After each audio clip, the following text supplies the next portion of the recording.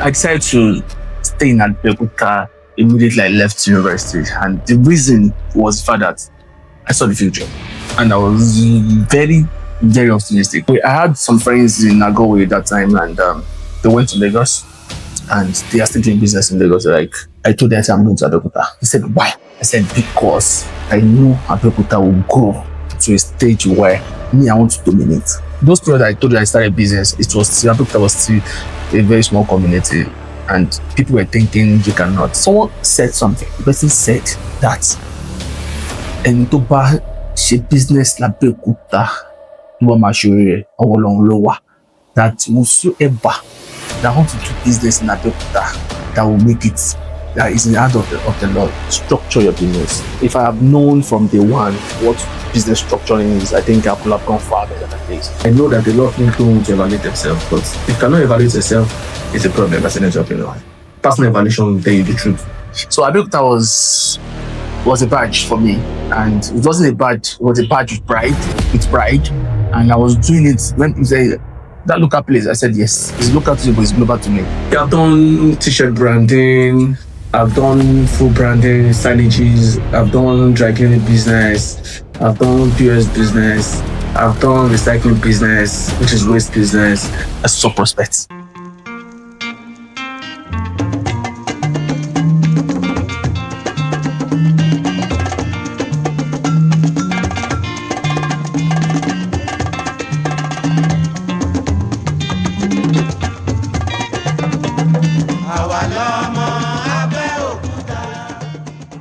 My name is Adebowale Sijuade. I'm the lead employee at Extreme Affairs Properties, and I'm a serial entrepreneur, a speaker, a life coach, and married with a child and with a beautiful wife, Sijuade Adebowale. Growing up for me in Abeokuta has been so wonderful. I was born and brought up in Abeokuta. When I schooled, my teacher was outside Abeokuta, and so I decided to come back to Abeokuta to come and decide to start a business, and well, it was tough, but thank God. One of my favorite childhood memory was how my father really wanted me to become someone that was more independent in the future, because I remember basically he trained me to be where I am today.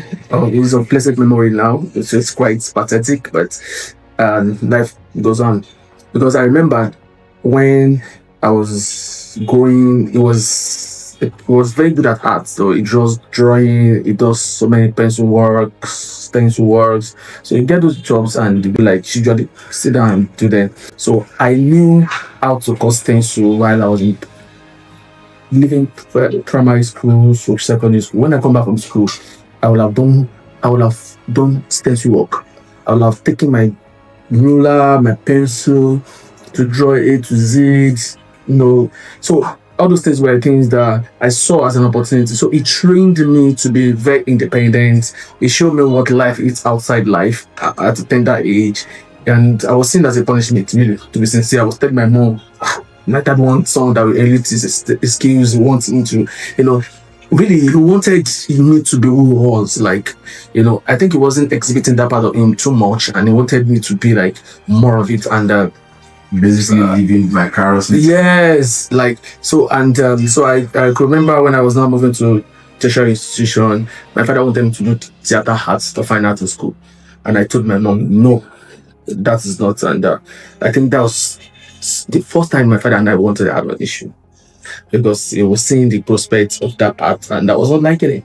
But I was good at it, but I was not liking it. But the good news is, the first money I made in my life was through art.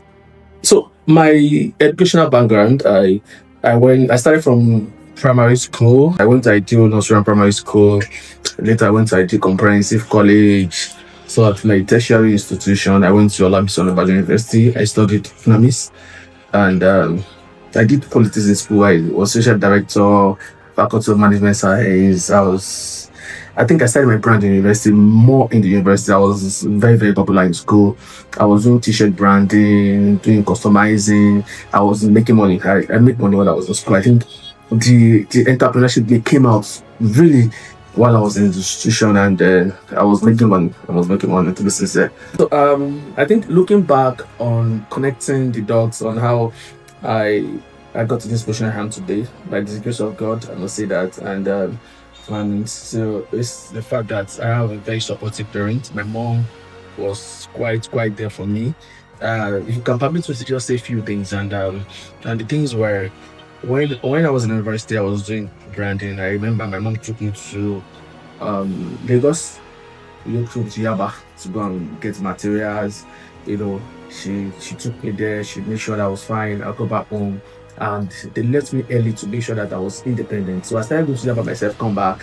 So and during those times, and when I was trying to move out of university, I started to think about what else can I do. Because the school was very sweet. I can decide to stay, but the last day I finished my exam, I packed my things out of Ago-Iwoye. And the reason was I was like, I cannot stay because I was so much comfortable, and I don't that comfort is not my zone. So I left and I came back to Abeokuta, and I told my mom, I said, I'll start a business. I'll start a bigger business. And I started, I think I did laundry business, and she was supportive. My mom was washing clothes for me. I remember Nigbede. Liquide. So I had a shop. I still have that shop there in Liquide, and I still pay rent there. Yeah, that shop has been there like more than 10, 15, 13 years. So, but the reality is, my mom was, I would go, my mom would make sure that the clothes were dry. She would keep them for me. I'll iron it. The blood in my head will come to the soap, to the toe, you know. And then I was doing small gradually, and I got staffs working for me. I was able to move out of my parents' house because I was actually in my parents' house as the washing place. So I think the first time I told my mom I wanted to go and get an apartment, she was like, "Wow, this is a house." My dad was late that time. I moved out, and I think I got an apartment somewhere, 3 bedroom flat. I started my laundry business in a bigger way, and I was managing myself through, and I keep still pushing. I was still doing my branding business. I was having schools, so many schools in Abeokuta. I was doing their badges, doing their sportswears, you know. So basically, I think my mom was the most encouraging part of my entrepreneurial journey because she played a major role. She was very supportive. I think that was a solid background I had until now. My first business was actually t-shirt branding, and I was no, it wasn't t-shirt branding. The first business was signage. I was printing on signage for people, signboards for schools, and those times were not the era of DI or whatever. You know, you have to cut stencil. You have to, and that was. I would say that was in 2003, 2003, 2004, 2003, not 2023. 2003. So I think it's about almost 120 years. If not, How old were you then? I should be by now. I should be like 16, 15 that time. Because my dad paid me after I called since we paid me. So I think that was my first business. He will tell me, he will tell you, yeah, usually you give you something to encourage you. So I think that was my first business. Outrightly, yes, because they paid me for my service. That wasn't a business. You were like a worker in your No, I house. was converting my skin to money. It's a business. I was converting my skin. I've done t-shirt branding, I've done full branding, signages, I've done dry cleaning business, I've done POS business, I've done recycling business, which is waste business. I think then I had a certification in Lagos Business School in plastic waste management in 2021. I'm an alumni at LBS, Lagos Business School. And I'm into real estate also. I've done junior. I was junior J Force. I've tried small. Do you know junior was the first business I made my 1 million naira? I know. I introduced you. I made my first 1 million naira. It's more than 10 years now. Yes, it's close to 10 years. Yes, even more than 10 years. So that was once my first 1 million was on junior. I made a lot of money in junior, and that time. Oh God, you made me. I've forgotten. So imagine, PPH. yeah. Oh, Elizabeth, this story of junior difference. If I tell you the story, you will clap for me. That business I did was the one that made me have my currently. I do my resources too. I do sourcing recruitment of staffs. Yeah. And I think that business is what made me connect with my number one HR client in Abeokuta. At least I have about almost 70 something staffs in Abeokuta currently. And integrity matters. I think someone introduced her to me and saying they have someone that can do HR. I got to her, like, should you? Those who were doing, come and start. And that was how it happened, you know. And so I think I've done more than 10 businesses. It is safe to call you a serial entrepreneur. Yes, with badge. Yes, considering that I've done so many businesses, and I think the word failure to me is subjective. And some of the businesses were businesses that I moved out of. I decided to move on, upgrade to another level, because I tell people that I said there are some businesses that are just to make sure that you get something right, and translating them into other business makes you more stronger. So every business I've done that I left were businesses that took me to another level of my career, and that have made me better. Because reflecting back on them, I didn't take them as failure. I think it was a foundation that made me progress. So I won't say it's a failed business, but it's a business that I enjoy doing, and it made an impact in my life. How do you know when to leave when the ambition as I've honest? So basically I think it took me a lot of time or a long time for me to know how to stop or how to move out of a business. And basically a business should not frustrate you. It should not make you gas out, but you must be able to ask yourself, have a drawing board. Why am I having these challenges? Sometimes it could be financial challenges, there could be environmental factors. So if there are things that have gone beyond your control, I think it's a pause. So pausing doesn't mean you are stopping. You can still go back to that business at one point where you felt you are coming back to it. Yes, driving business is what I still love in my heart. And I think coming back to it is like having a good edifice, making sure that I got the right equipment and make sure I'm doing it in a better way. So because I left driving business was because I see that okay, at this juncture, I felt I need to just take a course because I was doing better to make sure that I get funds from other business was giving me a lot of money, and I wanted to capitalize on that, and so that by the time I'm moving back, the expense I've gotten is not taken away. So I think getting to stop or to look further is just personal evaluation. So I think I know that a lot of people don't want to evaluate themselves, but if you cannot evaluate yourself, it's a problem as an entrepreneur. Personal evaluation will tell you the truth. It cannot shy away from it. So the moment I evaluate myself, and over the time, what helped me is I've taken my business beyond a sole proprietor, a one-man business. I have a business that has a board of directors. I take advice of mentors. They can guide you through all your deficiencies and strengthen your business. So most of the time, we need to I've been able to navigate those hurdles or knowing where to stop and knowing when to forge ahead through right mentorship and partnership with people, basically. My current business, I think I ventured into real estate business a couple of years ago. I think it's known to people like a couple of months ago. So I started selling land for some people, trusted people, and I was getting my commission. And I think sometimes per year I had a huge sales for someone, and and the person was giving me my commission. I was like, wow, I could put a structure into this, and that's how I decided to further my learning, making sure that we have a structured business, a real estate business. I was able to do my findings on what to do, the steps to take, and people trusted me enough to buy properties. I think I was able to get about more than 50, 60 plots for people within 1 year and a half. And people still keep coming to say they trust you.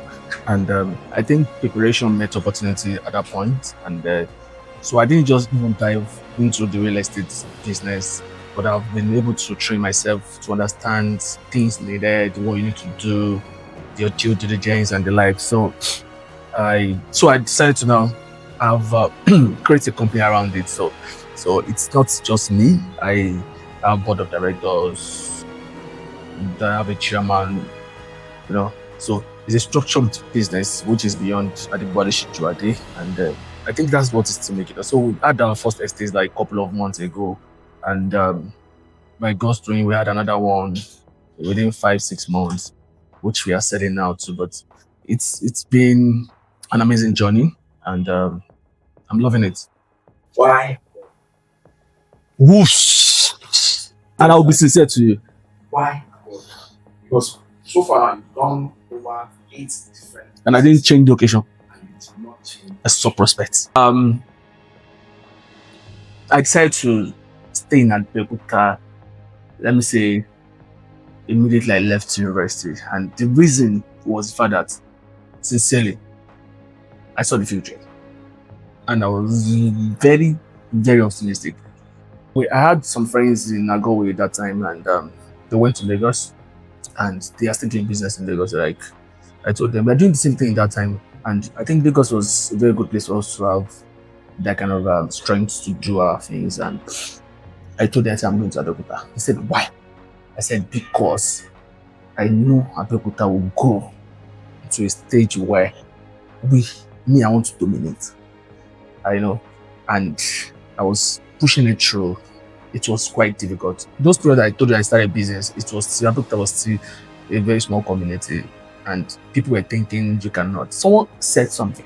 The person said that ẹni tó bá ṣe business l'Abeokuta ló máa ṣoríire, ọwọ́ Ọlọ́run ló wà. That whosoever that want to do business in Abeokuta, that will make it, that is in the hand of the Lord. And truly, the Lord is not far away from us. It's because we are seeing the passion. So a lot of people think they can go outside. The only time you can make it is to go outside Abeokuta. And to the glory of God today, I think we have been able to see that there is a prospect that we saw from this crash. And it's an environment that we are trying to be more competitive. And when it was less competitive, we are still doing it. And even when it's becoming more competitive, we are still doing it. So Abeokuta was a badge for me. And it wasn't a badge, it was a badge with pride. And I was doing it when people say that local place, I said yes, it's local to you, but it's global to me. It's just a mindset. What you are doing is just for you to understand the service you want to render to people. I can tell you there are some business that I'm doing that currently that was quite crazy, and people like, are you sure you're doing it? And if you mention the figures you are getting from it, they'll be like, wow, are you serious? Like, let me give you an example. When my previous business, there was a doctor, a medical doctor 2 years ago. It was my wife's colleague, and he was saying, US, I shape US business. And I invited him to our house, and I told him, and I showed him, I said, I will pay his salary at that time. His salary is any times 4. So if I have 4 doctors, that PS business will pay salary. He said it's a lie. And I showed him, he just put his hand on his hand. Sometimes when people don't know where and what to do, they don't understand the opportunity that comes with it. So because you are in a box, it doesn't mean someone outside the box is doing more than you do. But just make sure that the confinement of where you are, you dominate. Your dominance might take time, but be prepared for the opportunity that will come with it. So I think we are enjoying Abeokuta now because we are prepared for it. So Abeokuta is one sweet place for me, gave me comfort, peace of mind, and security is A1. Challenges was just basically funding. Funding is a very huge part of, as an entrepreneur, your financial liquidity is very important, and getting them is quite challenging. So, but I think over the time, the only way we've been overcoming is taking a step at a time, because that was the time I got a loan. COVID came, I couldn't pay back in time. It was very tough for me. I had to how to sell my truck to clear the loan, and that was a loss. But we keep moving, and so challenges is bound to happen for any man in life, especially in business. Business landscape in Abeokuta, wow, it's quite challenging now because people are coming with full force. People are coming with money. I think we can see from the space of the real estate, you beg people to buy land a couple of years ago in Abeokuta, but now I think you have a choice to hold your land or sell at a pace. People are begging you to come and sell, and also when you see the growth along Abeokuta, you discover that competitions are springing up even from the hospitality business to every other businesses too. So um the narrative has changed. I would not say it's changing, it has really, really, really changed.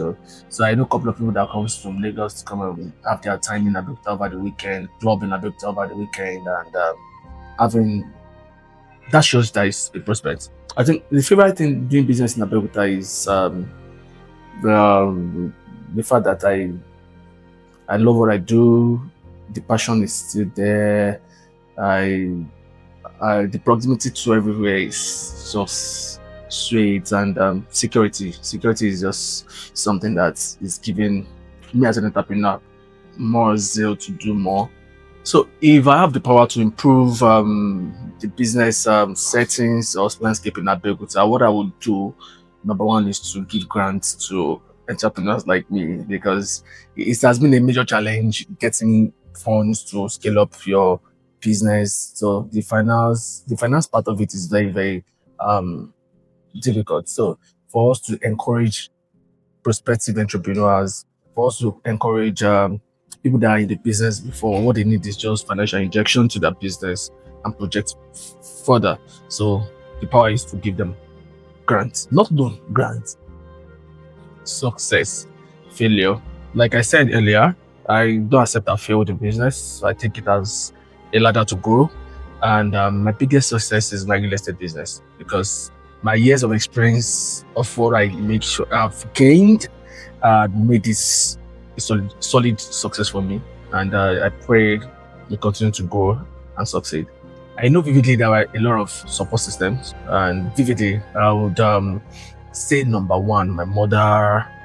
My mother was solidly supportive, and also my family, brother, sister, and also importantly, my wife, has she has been an amazing person. I believe during COVID, when things were tough, and she was there, she was making things work out and inspiring. So I think those are the big motivation that's pushing me to work more. So I feel so excited to have her in the real estate space, even though we are doing two different things. She's a passive member of the company because she does her things. She sells properties for us, and she make her money from the business. So it's quite different from we come to the office together to come and sit. No, she's not. She's part of the business, but not officially. But she sells lands. About 5 months, she was our best salesperson. She sold enough for us, and I think we give her an award for as the best salesperson person. And she's enjoying the space. She's enjoying the space as well as I'm enjoying. She's enjoying the space. My advice to all upcoming entrepreneurs is to be patient. Patient with virtue, and to be self disciplined. They should take things slow, because I grew to this level as an entrepreneur is about 20 years. So most of the time, you don't know the background story of a lot of people, but the short time frame shows to you, and you felt you can be that in a couple of time. But the reality is, just stay humble, stay focused, be determined, persevere. Perseverance is very key. Don't show beyond what you can swallow, and don't exhibit a big lifestyle. Don't be in a hurry to have so thing. I remember vividly, I used an iPhone for 8 years or 9 years or 10 years. You remember my iPhone 6? And a lot of people would like, can't change your phone. I like, And really, I was investing my money in business, and so they should take luxury should be part of what they should not admire too much as an entrepreneur. Make sure you invest your money rightly, get a good mentorship, structure your business. If I have known from day one what business structuring is, I think I could have gone far better than this. But creating a structure at the early stage of a business give you a checkmating time. So you'll be able to have people that can checkmate you, having the proper structure. You are not too young to have an accountant that looks into your finances, all those things. So I think as an upcoming or aspiring entrepreneur, what you need to do is to be patient, get it right, be patient, and don't give up. Don't ever give up. A skill that you have, like, serial entrepreneur, what do you know about that? Most of the time I schedule myself and I take my time out. Basically, I don't when I'm serious, I'm serious. When I'm at work, I'm at work. When I'm off work, I'm off work. I enjoy my life. I play soccer, football, I play snooker, and I have fun. Most times in the evening I take my time off, I have fun. Go out with my family, chill with friends. I think that's when I cannot have IPP. So now that you have a son, how does it feel like you're a father? Like having my chairman, I call him chairman. Having my chairman is it's something amazing, and I wish I have another one soon. But it's a life-changing one because you have a commitment in another dimension. Another phase came on board which shaped the whole thing, and yeah, acclimatizing the child because I have to take my child to school in the morning, go back to pick him in school. I love doing it so much, and I think I'm enjoying it. Advice that I would give my 25-year-old self, is to repeat what I've done, in the sense that I think my growing up was not bad, my journey was not bad, but repeat what I've done in a better way. That's it. Thank you so much for watching this episode. If you made it this far to the end of the video, you are the real MVP. A very big thank you to you and of course to Mr. Sijuade Adebowale for sharing his story with us. Don't forget to like the video, subscribe to the channel, and also share it to somebody. You might be inspiring somebody. I'll see you in the next episode. Peace.